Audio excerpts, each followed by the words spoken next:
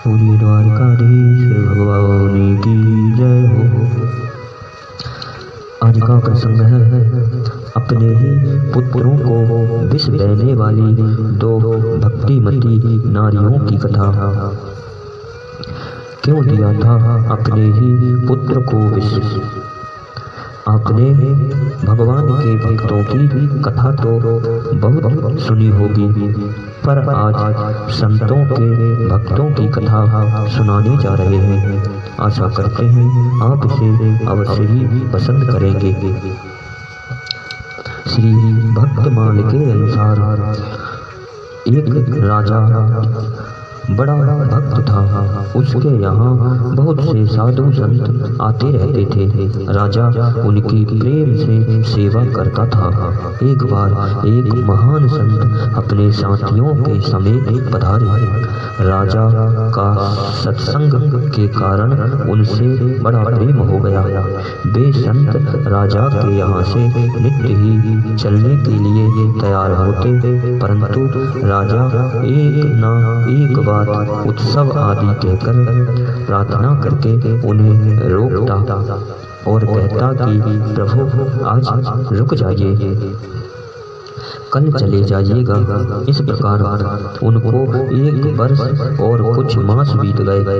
एक दिन उन संतों ने निश्चय कर लिया कि कल हम अवश्य ही यहाँ से चले जाएंगे। राजा के रोकने पर किसी भी प्रकार से नहीं रुकेंगे। यह जानकर राजा की आशा टूट गई।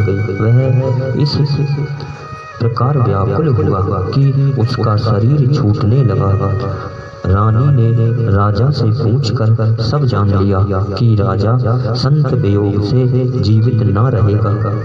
तब उसने संतों को रोकने के लिए पुत्र को विष दे दिया, क्योंकि संत तो स्वतंत्र हैं, इन्हें कैसे रोक कर रखा जाए, इसका और कोई उपाय नहीं है। प्रातः काल होने से पहले ही रानी रो उठी।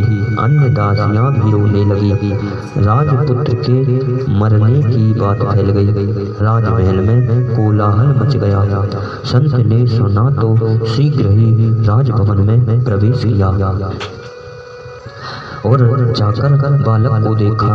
उसका शरीर विष के प्रभाव से नीला पड़ गया था, जो इस बात का साक्षी था कि बालक को विष दिया गया है।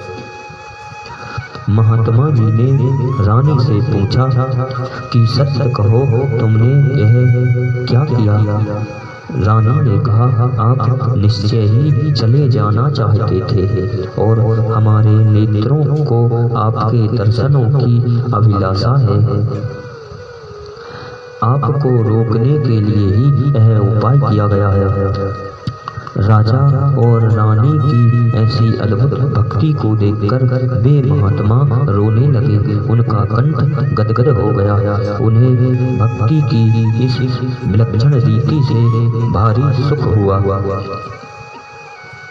इसके बाद महात्मा जी ने भगवान के गुणों का वर्णन किया और उस बालक को जीवित कर दिया। उन्हें वह स्थान अत्यंत प्रिय लगा। अपने साथियों को जो जाना चाहते थे उन्हें विदा कर दिया और जो प्रेम रस में मग्न संत थे वे उनके साथ ही रह गए। इस घटना के बाद महात्मा जी ने कहा कि अब यदि हमें आप मार कर भगाएंगे तो भी हम यहाँ से नहीं जाएंगे। महाराष्ट्र के राजा महीपति राव जी परम भक्त थे। उनकी कन्या कन्हाड़ के राजा राम राय के साथ ब्याही थी, लेकिन घर के सभी लोग महाअभक्त थे। भक्ति में वातावरण में पलने वाली उस राजपुत्री का मन घबराने लगा। अंत में जब उसे कोई उपाय नहीं सूझा तो उसने अपनी एक दासी से कह दिया कि इस नगर में जब कभी भगवान के प्यारे भक्त आए तो मुझे बता देना। एक दिन देव योग से उस नगर में साधु श्री ज्ञान देव जी की जमात आई। उनके आने का समाचार दासी ने उस राजपुत्री को दिया। अब उस वक्ता ने संत दर्शन कैसे सहन होता, संतों का आदर्शन कैसे सहन होता। उसने अपने पुत्र को विष दे दिया, वह मर गया। अब वह राजकन्या तथा दूसरे घर के लोग रोने तथा विलाप करने लगे। तब उस वक्ता ने व्याकुल होकर उन लोगों से कहा कि अब इसके जीवित होने का एक ही उपाय है, यदि वह किया जाए तो पुत्र अवश्य जीवित हो सकता है। रोते रोते सबों ने कहा, जो भी उपाय बताओगी उसे हम करेंगे। तब उस बाई ने कहा कि संतों को बुला लाइए, और उन लोगों ने पूछा कि संत कैसे होते हैं।